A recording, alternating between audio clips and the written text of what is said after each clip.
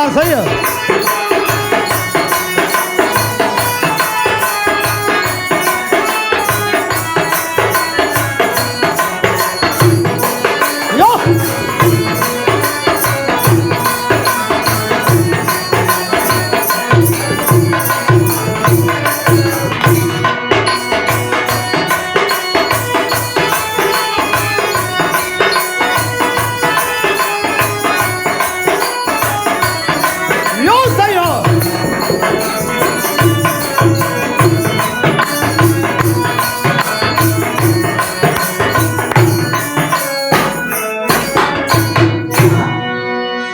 देखें साथी, village music art की तरफ से एक गीत आप लोगों के बीच में प्रस्तुत कर रहा हूं। आशा नहीं पूर्ण विश्वास है कि आप लोग इस गीत को पसंद करेंगे।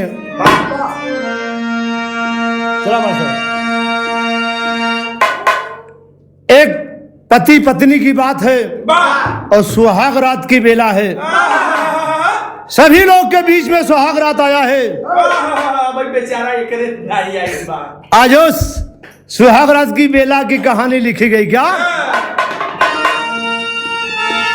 देवर सोवा बहरी और देवर सोवा बहरी भसुर सोवा डहरी की गगरी छुआ जइह रजऊ ओ पिया मोर धरा मावा नसा जइह गगरी छुआ जइह रजऊ पिया मोर धरा मावा नसा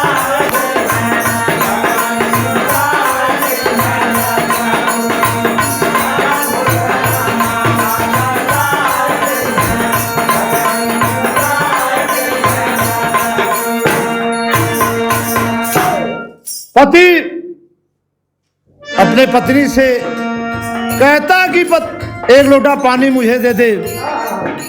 वही समय पत्नी कहती है कि पतिदेव पानी देने में परेशानी है। कहलेस का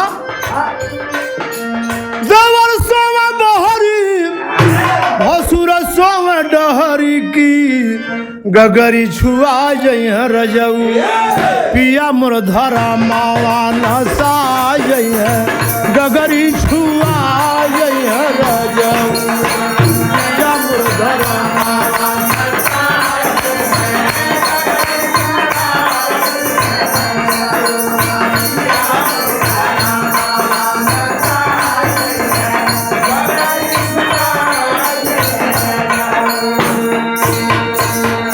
पहली परेशानी बतौलेस सास ननद के बखाट बीच अंगना और बड़ा दूर लाग मोहे दुआरे के कुआला बड़ा दूर लाग मोहे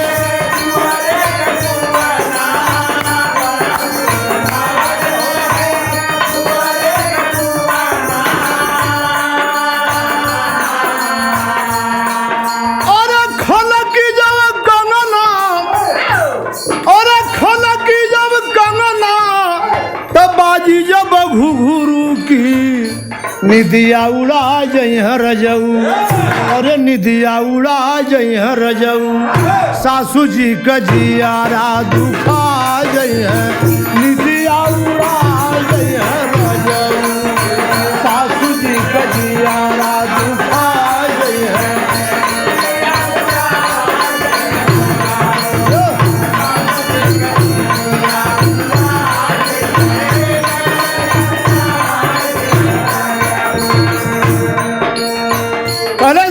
सैया बगल में सासू जी का चरपाई हो और सब ससुर का चरपाई बा। अगर हम पानी लेके निकलब तो पायल बजी तो सब लोग जान जाई कि पतोहिया राती के कहाँ दौड़त हो। ऐसे सैया ही परेशानी ये काम हमसे ना होई। कहें भाई जो कैसो आधिया गगरी पानी लेके आए प्यास लगल बा कैलस का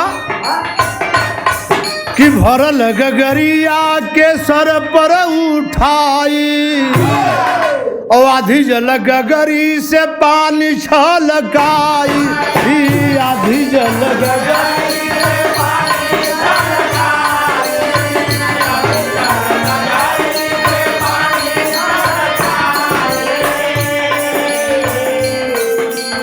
आधी गगरी लेके आई सैया तो पानी छलकी तो समझ ले बड़ी सामान सब बिगड़ जाई हमारा। कैसे? और भीग जाई चुनरी, भीग जाई चुनरी तो छूट जाई है विदिया की, कजरो धोआ जई है रजऊ। अरे कजरो धोआ जई है रजऊ, अंग अंग सरदी समा गई है, कजरो धोआ जई है रजऊ।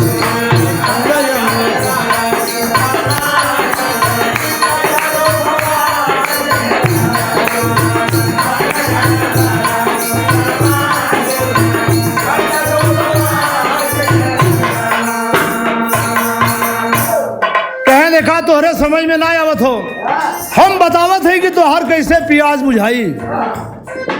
कैसे बतौले दुल्हन? दूधवा से भरल पिया चांदी का कटोरा, दूधवा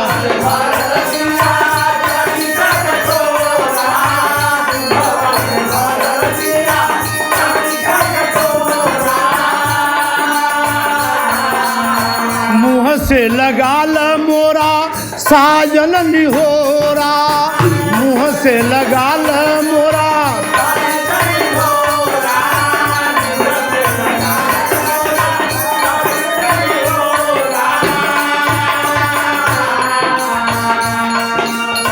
और हिमाचल बताई है किसड़ा, और हिमाचल बताई है किसड़ा, गोरी के उपैया की जियरा जुड़ा जई रजऊ। अरे जियरा जुड़ा जई रजऊ, पिया तोर पियसिया बुझा जई, जियरा जुड़ा जई रजऊ।